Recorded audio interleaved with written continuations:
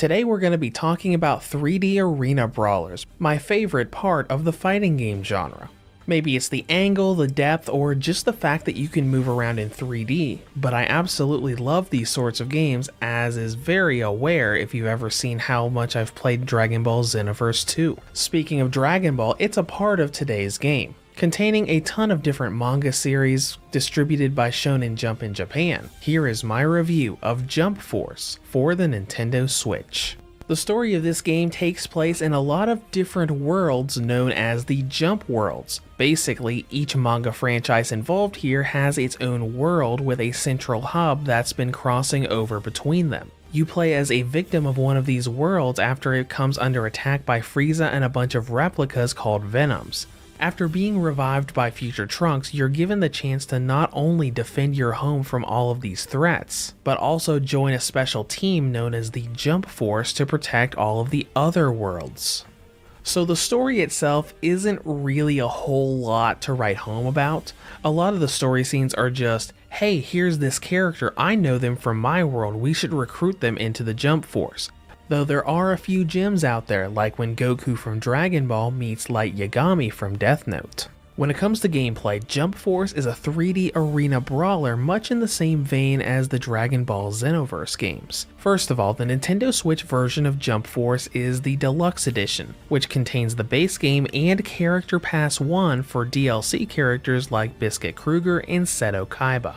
When we get into how this game works, it's very similar to Dragon Ball Xenoverse. When you first start up the game, you create your character that you're going to be using throughout the story mode, and when you're not going out on missions, you'll be navigating a large central hub that has a bunch of facilities for missions and shops and can swap between online and offline modes to enable certain features. Outside of doing offline and online battles, the main thing you're going to be doing here are missions. These progress the story forward, and some of the side missions will unlock extra content from playable characters to skills and costumes. And speaking of, since you're going to be seeing the character select screen before pretty much every mission, let's talk about the massive character roster from all of the different Shonen Jump franchises. You've got some of Shonen Jump's big hitters like Dragon Ball, Naruto, One Piece, My Hero Academia, and Yu-Gi-Oh! But we've also got a lot of people from smaller, maybe not as well-known franchises like JoJo's Bizarre Adventure, Hunter x Hunter, City Hunter, Dai's Great Adventure, otherwise known as the upcoming anime Dragon Quest Dai, and Yu Yu Hakusho. Honestly, I could go on and on and on about all of the different franchises that are here, and there's really a big emphasis not only on those characters, but the moves and attacks they can use.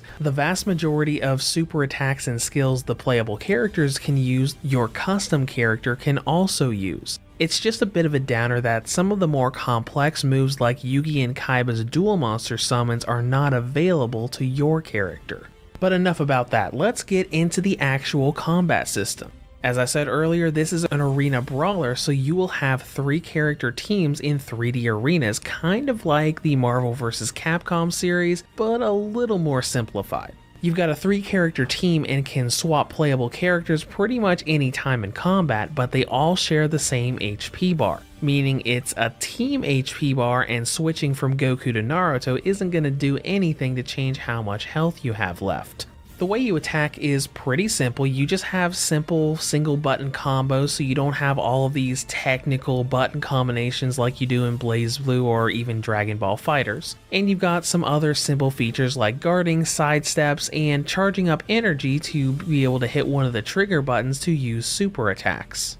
It's a pretty simple system overall, the most in-depth part probably being the fact that ultimate attacks are tied to damage you take rather than built-up energy. So you can't just hit the charge up button and fill up your gauges and immediately using your ultimate. You actually have to take about half of your health and damage before it becomes available to you. Considering how flashy and cinematic pretty much everything you can do in combat is, it really provides you with a simple system that makes for an amazing spectacle.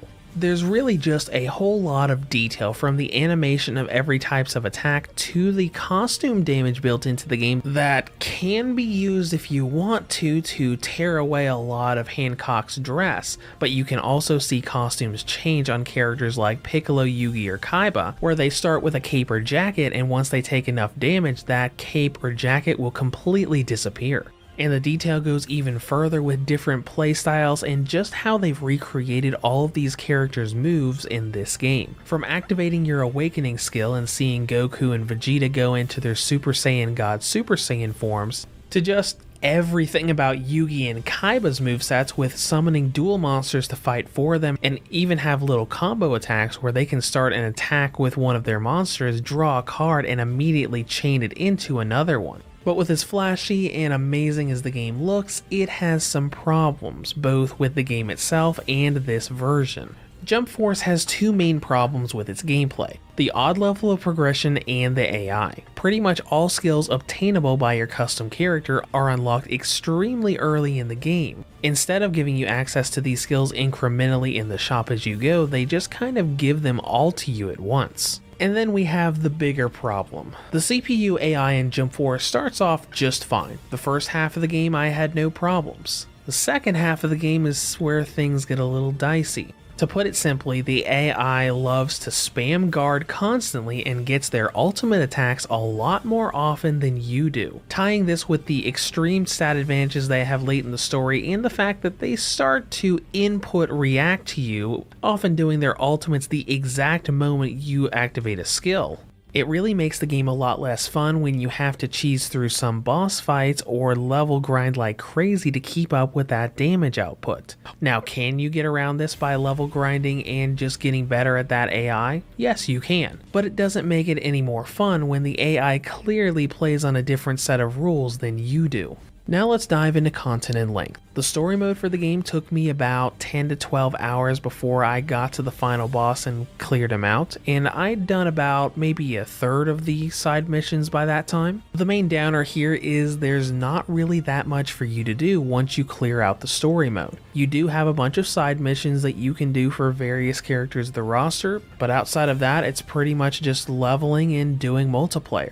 You can create a new character, but unless you completely wipe your save data, you can't redo any of the story with that new character. Now let's get into presentation. The Unreal Engine designs of all of these characters, while controversial, do look pretty nice on the Switch despite there being a fair amount of blurring both in docked and handheld modes. Then we have frame rate. When you're in the central hub, you have occasional frame drops when you're using offline mode, and unfortunately a lot of frame drops if you're in online mode. When you get into the actual combat and fighting, it also has some small hiccups jumping between the 20 and 30 frames per second ranges, though one plus to this is the fact that handheld mode makes the frame drops a bit less noticeable than docked mode. Thankfully, I don't have anything else to say about performance, so now let's dive into battery life. On the original model, Jump Force has a battery range of 2 hours and 26 minutes up to 3 hours and 3 minutes. On the Nintendo Switch Lite, it has a range of 3 hours and 10 minutes up to 4 hours and 5 minutes. And on the V2 or Redbox 2019 model, it has a range of 4 hours and 1 minute up to 5 hours and 37 minutes.